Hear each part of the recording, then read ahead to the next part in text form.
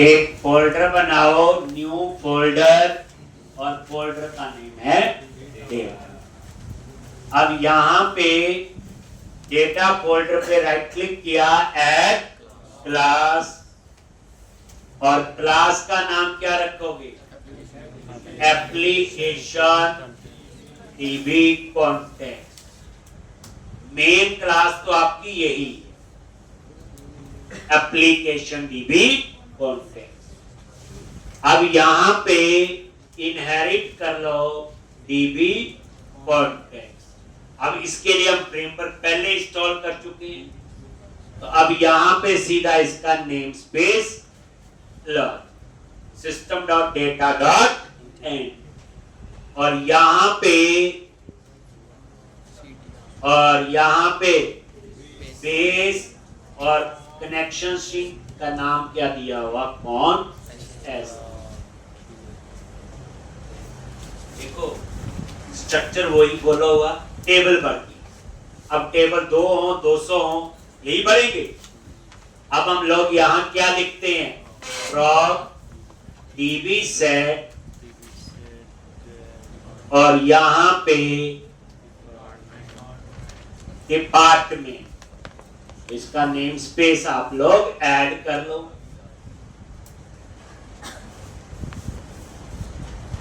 ठीक, और यहां पे डिपार्टमेंट,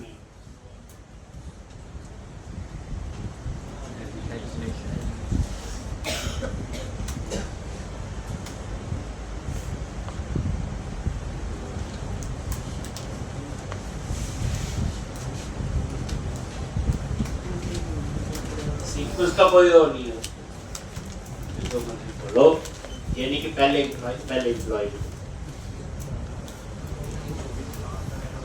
हो गया। नेक्स्ट स्टेप तो पता ही है, enable migration, add migration, update database. अब आपको ये देखना है इसने फॉर्म की के लिए क्या लिखा होगा, माइग्रेशन फाइल, बाकी तो पता ही है हमें सारा।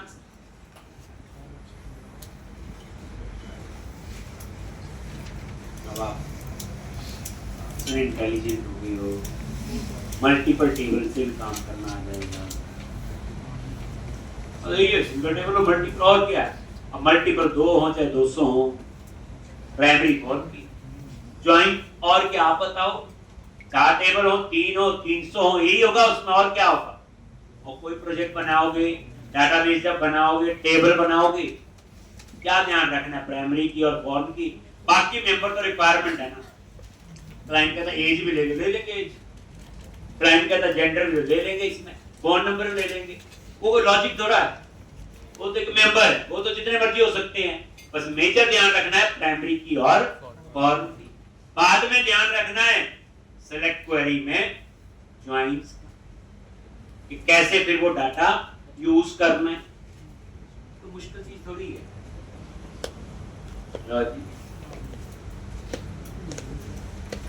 चले आगे, लो जी। अब पैकेज मैनेजर कंसोल, अब ये चौथी बात तो मैं ही लिख रहा हूं, ये सारा कहानी क्या लिखेंगे? Enable hyphen migration. देखो पहले दिन जब ये करवाया था तो कितना दुखी थे हम लोग, क्या हो गया हमारे साथ, अब आसान हो गया। माइग्रेशन नाम से फोल्डर, बच्चे यहां पढ़ने के एक ही कंसेप्ट है, सिंपल रेगुलर प्रैक्टिस हो, कभी कम हो जाए पर करके आओ, सब समझाए। ये देखो माइग्रेशन फोल्डर बन गया ये, उसके बाद add hyphen migration init load, first time तो हम यही नेम रखते हैं। उसके बाद अपडेट डाटाबेस, और डाटाबेस भी बन जाएगा, 3 टेबल भी बन जाएंगे। आगे की कहानी में तो नया सिखाएंगे, आप बोलोगे नहीं तो आपने नया कुछ बताया ही नहीं। माइग्रेशन फोल्डर में ये एक और फाइल बन जाएगी, ये देखो माइग्रेशन फोल्डर में। अब आप यहां नजर मारो, ग्रेड टेबल डिपार्टमेंट, आईडी और नेम, प्राइमरी की, ग्रेड टेबल डेजिग्नेशन, आईडी और नेम, प्राइमरी की आईडी बन गया, और ग्रेड टेबल एम्प्लॉइज, ये देखो आईडी, नेम, ये देखो नेम एड्रेस में नल लेवल फॉल्स आ गया, रिक्वायर्ड लिखा हुआ, सैलरी ठीक है, डिपार्टमेंट आईडी, और ये नजर मारो नीचे, ये प्राइमरी की ये आईडी और फॉर्म की है डिपार्टमेंट्स मॉडल, उसके अंदर जो कॉलम है डिपार्टमेंट आईडी। ऐसे ही कौन सी है, डेजिग्नेशन, और ये डेजिग्नेशन आईडी, और ऐसे ही इन्होंने यहां लिखा हुआ, इन दोनों पे क्या हुआ, इंडेक्स। इंडेक्स के क्या फायदे हैं, रीडिंग फास्ट होगी, जैसे कल को आपको देखना है अकाउंट्स डिपार्टमेंट में कितने एम्प्लॉय, तो हम सर्च करेंगे ना, select staff from table name where department ID, अगर इंडेक्स होगा तो रिट्रीविंग फास्ट होगी। तो ये इंडेक्स मैंने नहीं बोला, अपने आप। अब ये कौन सा इंडेक्स अप्लाई हुआ,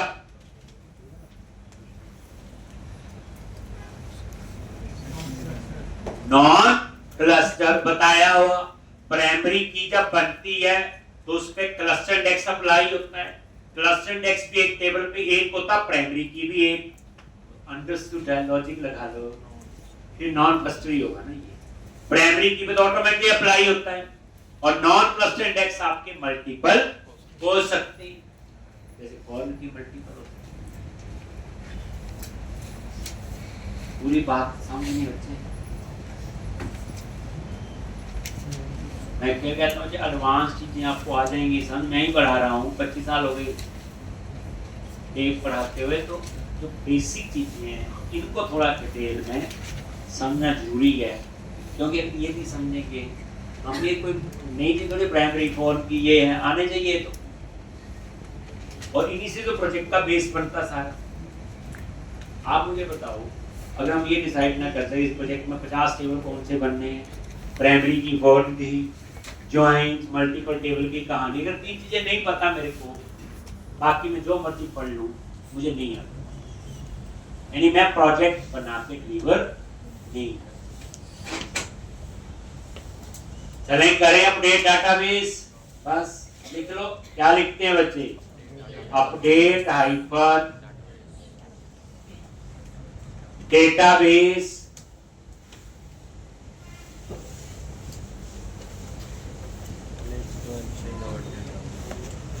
प्रैक्टिस पूरी रखना बच्चे, बार बार मैं इतना कहता हूँ 3 से 4 बार प्रैक्टिस करो, बस करो तो सही, सबको समझ आ जाएगा। यानी कॉलेज में पढ़ाई आज छुट्टी कर दी, कल आ गए, परसों आ गए, तो पता ही है अगला बैच है अगस्त में शुरू, 15 अगस्त के बाद शुरू होगा, फिर वही हो सकती है ऑप्शन लॉन्च।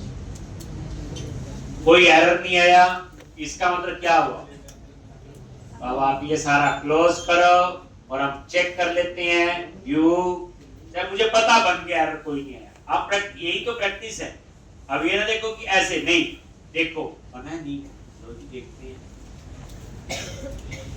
कौन एसटीआर,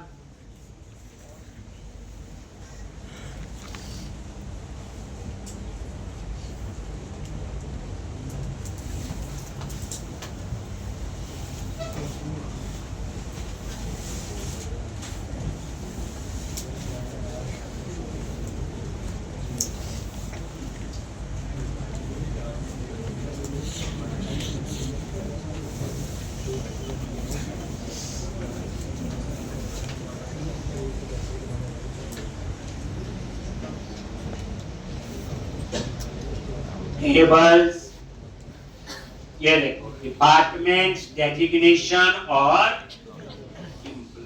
ठीक है जी, तो ये अब हम चाहते हैं, अब थोड़ी नई कहानी कर लेते हैं, आपको लगे थे कुछ नया पढ़ के गए, अभी तक तो सिंपल यही था फॉर्म की कैसे बना। अब मैं चाहता हूं डिपार्टमेंट टेबल में पहले से डिपार्टमेंट कुछ ऐड कर और डेजिग्नेशन टेबल में, क्योंकि अब इतना टाइम भी सेव अपडेट ही लिखते रहे, वो हमें आता है जैसे हमने टीवी यूजर टेबल में किया, डाटाबेस में जाकर डायरेक्ट एंट्री कर दी थी। अब मैं चाहता हूं कि 2-4 डिपार्टमेंट पहले ऐड कर दूं और डेजिग्नेशन, तो कैसे ऐड करूंगा?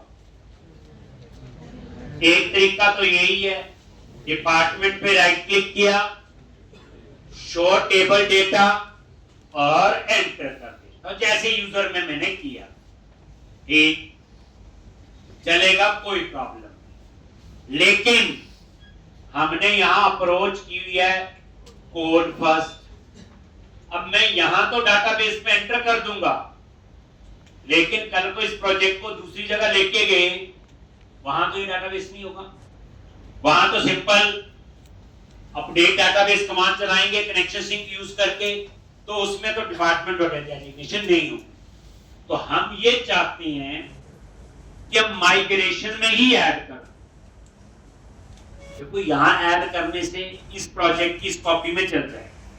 अगर मैं इस पेन ड्राइव में इस प्रोजेक्ट की कॉपी को आपको दूं, बाकी सब काम हो जाएगा, डिपार्टमेंट और डेजिग्नेशन एम्प्टी होंगे अगर मैंने यहां ऐड की, क्योंकि मैंने तो इस कॉपी में ऐड कर दिया जो डाटाबेस बना है।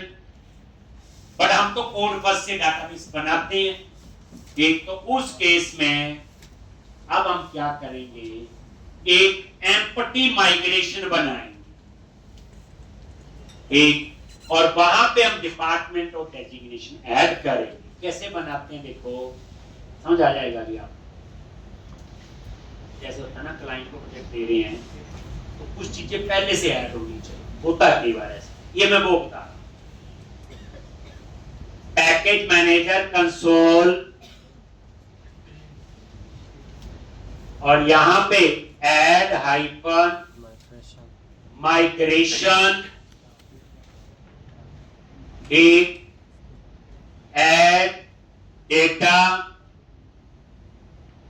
तो कहां टैब और टीएसजी मॉडल, या पॉपुलेट डेटा, पॉपुलर डिपार्टमेंट, कुछ भी नाम रख सकते हो, मीनिंगफुल नाम रख लो, पता रहेगा। Add data to tap TSG model.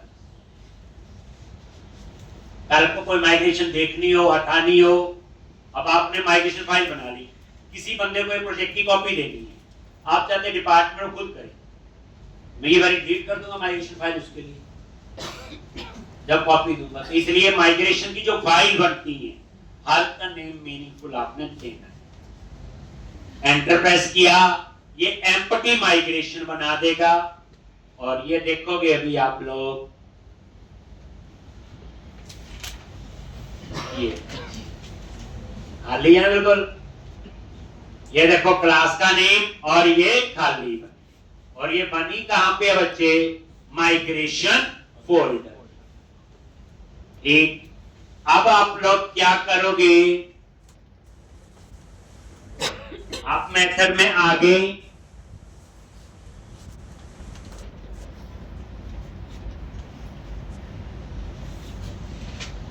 और यहां पे एसक्यूएल, और इसके अंदर आप देखो इंसर्ट। अब आप पूछोगे क्यों सिखाया था, इंसर्ट टेबल का नेम, तो टेबल का नेम क्या होगा, जो नेम आपका ये होता है डिपार्टमेंट्स, नहीं तो डाटाबेस में देख लेना जाके, और यहां पे वैल्यूज, तो डिपार्टमेंट मॉडल में कितने मेंबर हैं, 2, आईडी और नेम, तो आईडी तो नहीं डालेंगे क्योंकि आईडी तो ऑटो जनरेट है। हम यहां पे क्या लिखेंगे, डिपार्टमेंट का नेम, और याद रखना सीक्वल में जो स्ट्रिंग होता है वो सिंगल कोट्स में होता है, इसलिए बैर कह रहा है, काउंट्स की डाटा टाइप बैर कह रहा है, याद करो डिपार्टमेंट नेम की। तो यहां स्ट्रिंग कैसे लिखते हैं सीक्वल में, सिंगल कोट्स, बस। आईडी अपने आप जनरेट होगा, इसलिए ऑटो इंक्रीमेंट कॉलम को लिखने की जरूरत नहीं। एक लॉजी, अकाउंट्स, सेल्स, मार्केटिंग, कंप्यूटर्स, तो ये आपके क्या ऐड हो गए? डिपार्टमेंट्स। और अब हम लोग ऐड करेंगे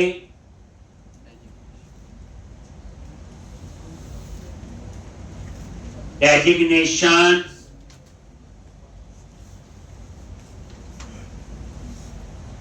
तो यहां पे मॉडल का नेम क्या होगा? यानी अब आपको ये पता चल गया कि माइग्रेशन से हम टेबल में डेटा कैसे ऐड कर सकते। इसका मतलब इंसर्ट चली है तो अपडेट भी चलती होगी, डिलीट भी चलती होगी, स्टोर भी चलती होगी, वो भी आएंगे आगे। मैंने जो चीज करवाई होती है चुन के करवाई होती है, उसकी किसकी आपको जरूरत। मैं ऊप्स यूज करता हूँ, जो आपको जरूरत है वही, लेकिन याद रखना इंट्रो देने तक ऊप्स के कंसेप्ट क्लियर होने चाहिए और डाटाबेस के बेसिक्स। ये आप अपने लेवल पे भी शुरू कर दो, एक कोई ज्यादा मुश्किल नहीं है। अगर ऊप्स के कंसेप्ट बच्चा तो 10-15 दिन लगाएगा तो आराम से अच्छे ढंग से पढ़ ले।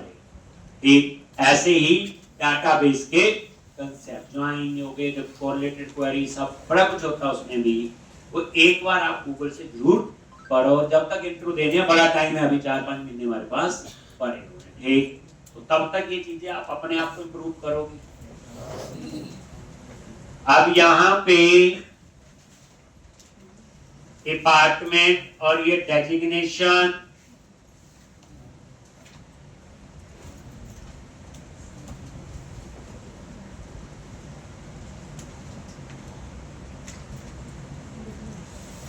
प्रोग्राम, बस लिख दी। इंसर्ट क्वेरी लिखी, आती थी, हम लिख दी। अब क्या करें? Update database. बस अपडेट डाटाबेस क्या करेगा? डाटाबेस में अपडेट कर देगा।